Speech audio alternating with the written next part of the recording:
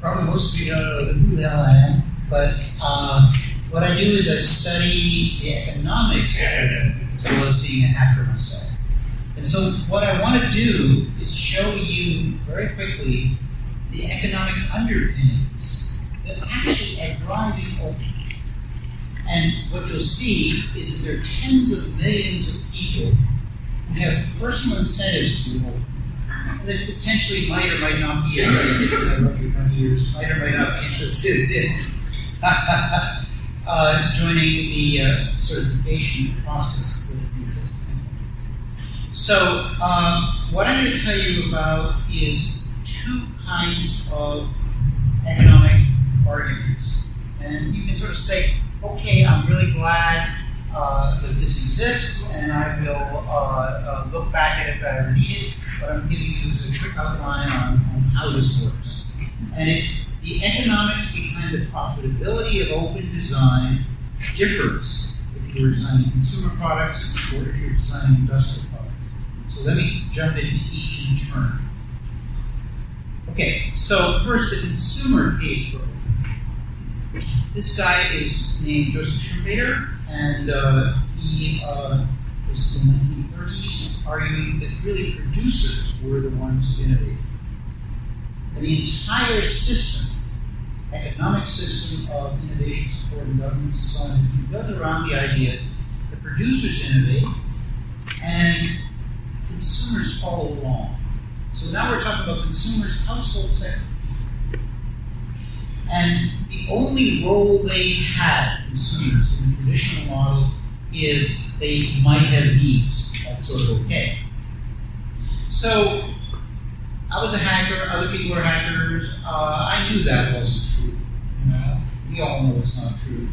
So we started doing, my colleagues and I started doing studies to document that this wasn't true. We began to do national innovation surveys, nationally representative surveys so that you can project to the country as a whole. There are 10 countries now, here are the first 3. And I'll just stick to the UK column here. The UK was wonderful because the UK gives you money to do research even if they think it's really stupid. And they totally thought the idea of consumers innovating was seriously stupid. So what we did was a survey and really carefully screening and doing all the things one does. And what do we find? If you look at that column, we find that 6.1% of the UK population was at home modifying or creating products for their own use. That's 2.9 million people. It is, in the entire UK, there are only 22,000 professional R&D people who develop products for consumers. So what this means is that consumers innovating for themselves outnumber the producers by over 100 to 1. And yet they're invisible in the economics because, number one, they shouldn't exist, and therefore nobody measures them. But this has been now brought forward, and they're measuring it, and we even got the OECD definition changed, so they're on the road. So the scope is huge. Basically, what consumers do is they develop and improve anything they use. They're typically not developing industrial process equipment, but they're developing anything they use. And you all will know about this. So from medical to pet-related, sports and hobby, dwelling, everything. You all know examples instantly. And what really goes on here is, this is an example of a Chinese farmer. You and I are so proud that we drag our suitcase through the airport and it has wheels. How cool is that?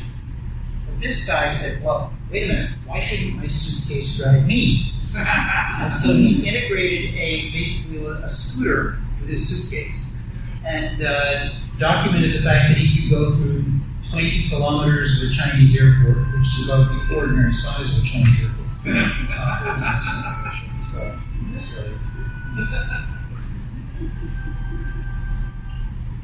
Okay. Now, what happened next is very interesting. And this is characteristic. Namely, commercializers grabbed it. You see this thing on the bottom there, moto bag.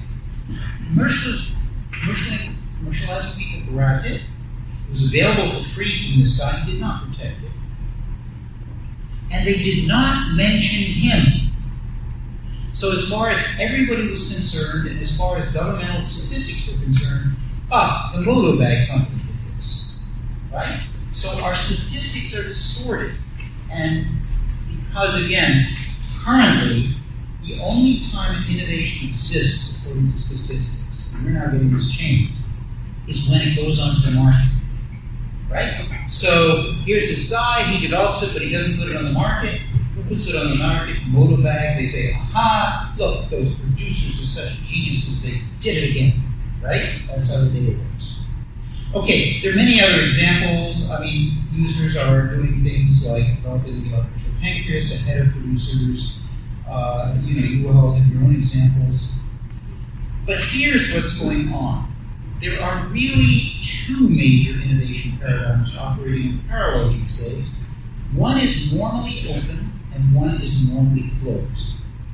So the top arrow is the one I described to you when I say people innovate for themselves as consumers. They collaborate with others, as you all know, whether it's open source software or open source hardware. And then they diffuse the design here and say, hey, whatever, take it if you want. Because they don't protect it. Now, it's totally different. The bottom line is the producer innovation paradigm. And what we have there is this kind of interesting thing where it's all about the money. This is the Schumpeterian thing. This is Schumpeter saying we do market research, the consumers just sit there, the companies spend money for R&D, the companies spend money for production, and they sell it for a profit. And in order to do so, they need patents and intellectual property protection and all the rest of it, right? But now we have this interesting conundrum. What we see is consumers innovating and not protecting their innovations and finding it worthwhile. In other words, they are not being either religious about this or socially concerned or anything else. What they are doing is what makes best sense to them. And that is a wonderful platform to build sort of the open source hardware system upon. So, let me go into that for a minute. Why can consumer innovators innovate on their own free time and using their own money? We've all gone into the basement or wherever we have a little workshop set up, and we've done this sort of thing, right? We build stuff. Nobody's paying us to do it. It's leisure time. Why are we doing it? We did surveys of this. Well, I want to use it myself. I want to help others. I have fun developing. You never saw anybody going down to the basement saying, oh, curses, I have to have fun again. Right? And then they learn from developing. A lot of people say, oh, I want to learn software or hardware to use X, Y, or Z, and so that's an incentive thing too. Only a small fraction of the motive is to make money.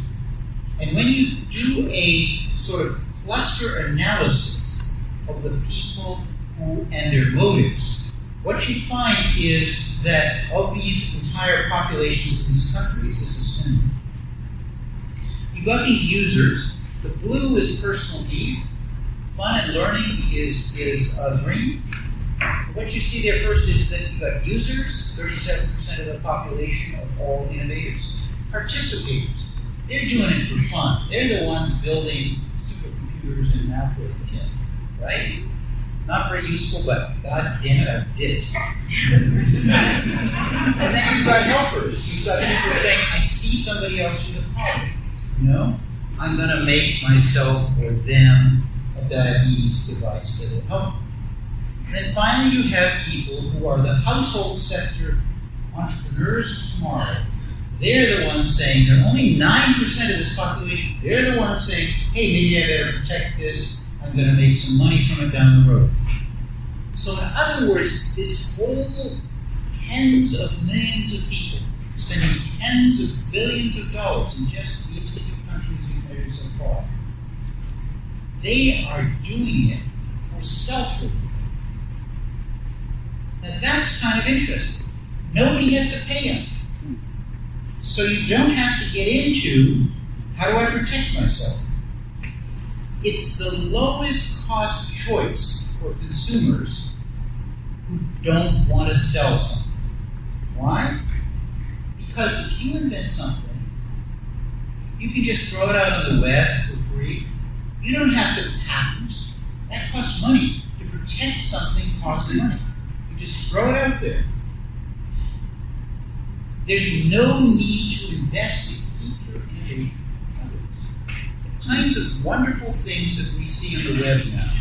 You know, fathers and mothers who have a kid who has diabetes, and they develop an improved device for that kid. They're not rivals to other parents who have diabetic kids. They'll be happy if the other people pick it up for free. Right? And then finally, there is what some might consider the downside, no way to share in the profits if others commercialize what you develop.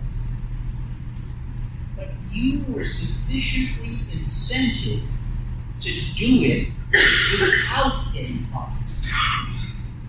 So society is perfectly happy with this. Social welfare says, hey, this is fine. It's fine in two senses. If somebody else comes along and makes a factory and makes billions of dollars on what you developed, fine. They invested to do the next steps in the process of commercializing. But also fine, you got what you wanted when you developed it for your own self-reward purposes. And finally, nobody's saying you can't commercialize too. Right? Nobody's keeping you from saying, hey, I want to make money from this too. So what it is people make choices. And the choices they make are freedom. In my case, I have hacked on a device to check my own tendons. It's better than the commercial devices. I had a sprained tendon. I went into the surgeon and said, hey, listen, this is better than what you got. He said, fine, that's wonderful. You want to have it? I said, no. I said, why? He said, because it's not FDA approved. Well, okay. Some commercializer has to do that. But my own opportunity costs are just to throw it out there in the web, and I don't want to deal with it further. I've got other stuff. All personal choice. Now, when you get into it, and if you think about trying to sort of interact between these two paradigms, what you'll see is, and I will briefly go over this because I guess I have 15 minutes, right? Okay, so basically, I've got a free book out there. Convince MIT Press that if they give it away free, they make so much money. It's fabulous. They bought it again. But anyway. So you can download it for free. But anyway, in there, it explains all these interactions. You know, you for instance, mountain biking, right? What you've got is, you've got a way to figure out, well, users do develop this stuff first, like sports equipment, medical, whatever it is. So let's us as a producer be alert to picking those things up, right? Ways to do it. Fabulous sort of free kinds of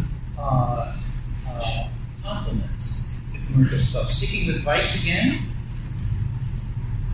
the three innovators, the user innovators, the consumers, the bikers, were the ones who developed all this stuff in hardware. And companies grab it because they can make money from it. But at the same time, these users also develop mountain biking techniques. Because what damn good is a mountain bike without interesting things to do around it? There's no market in there for commercial producers. So what you really got is the commercial producers being complemented, that is, getting added value out of their bike sales because of techniques that users provide. Well, I'll quickly jump over this because we've got other stuff to do. And but anyway, producers also can figure out how to create workshops for users to interact, consumers, and feed into these systems more directly, like Steam workshops. Okay, so if you're interested in consumer goods, that sort of explains the underlying economics. It's a better thing, whether or not, I'm always highly motivated by people who work together, by people like you, who have such nice social sort of motivations, contributing to all of you. These are so wonderful, may I say. But the interesting thing here is that you should know that your movement does not depend on these forms of motivation. It actually pays for these consumer innovators to go free, as I explained. And so, for that reason, your movement can be robust and huge. When there are tens of millions of people out there, and you've got 100 in society, hey, room to grow, right? Now, let's talk again about producers. Producers have been the ones who are not supposed to be open. They're supposed to tie things down with patents because they need to make money from the monopoly. Well, recently, what's happened is open is also paying for producers. When it's about the inputs they purchase. So let me explain. Many of you probably know about the open source data center hardware thing that Facebook, Google, and others set up, right? You know about that? How many of you know about that? You say no. Well, so basically what it is you have all these companies sitting here, and it's easier and easier to collaborate, as the consumer innovators have shown. And they're all sitting there buying a proprietary design of, let's say, data center servers, right? And so they're all paying IBM or somebody money for that proprietary design. So they look around to each other and they say, why the heck are we doing this? What we should do, since we're all buying the same kind of data center hardware, what we all really ought to do is get together and make it in an open source design, right? So that's the logic behind this kind of thing. And in more detail what they're doing, here's the basic story. So you have at the bottom, you have IBM, right?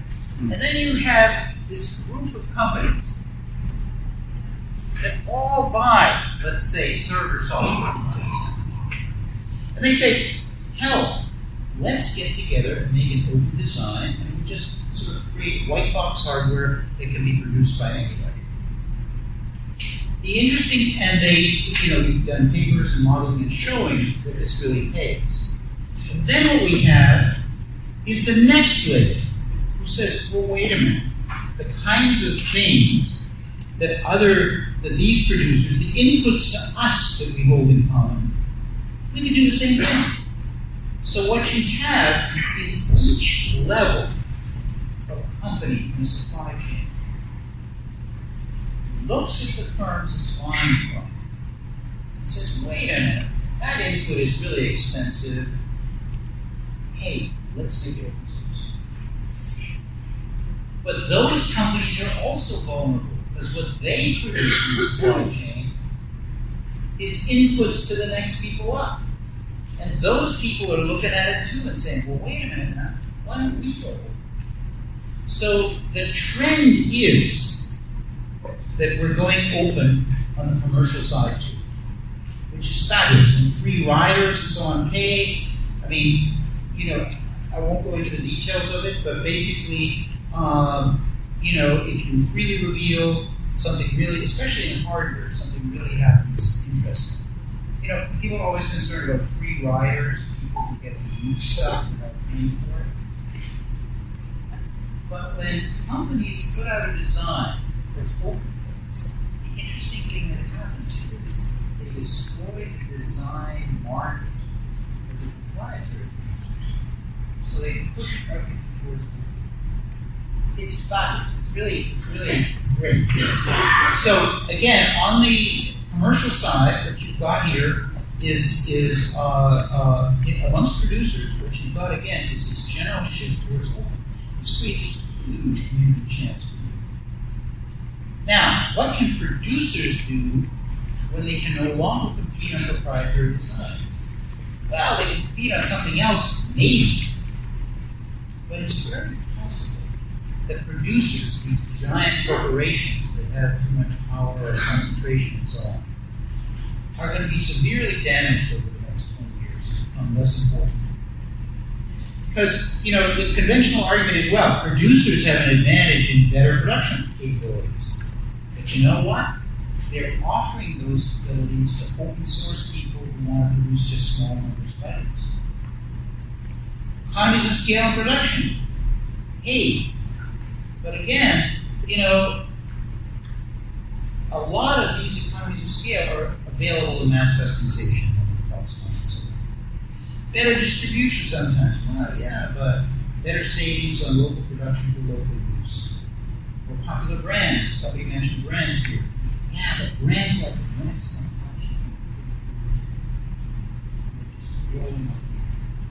so it's all enormously fabulous. But I mentioned it's enormously fabulous.